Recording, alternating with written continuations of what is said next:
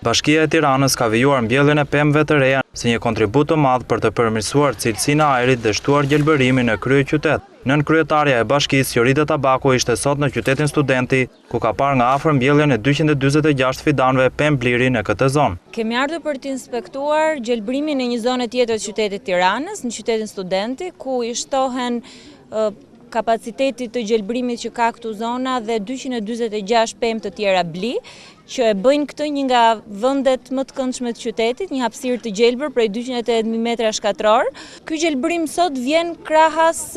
mbjelljes së pemëve dhe gjelbërimit në shumë blloqe të tjera dhe rikualifikime të tjera në qytetin e Tiranës, duke filluar nga liçeni, rruga Elbasanit, ish uzina Dinamo, tek fabrika e birës që ishte dje kryetari, rrugët Qemal Stafa, njësia 4.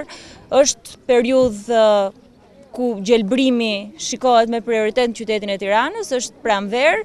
dhe sigurisht që ne do ta vazhdojmë këtë jo vetëm në këtë sezon, po dhe në sezonet e tjera. Tabaku shpreh se bashkia është e vendosur që të shtojë hapësirat e gjelbra dhe të kthejë qytetarëve të Tiranës frymëmarrjen e munguar.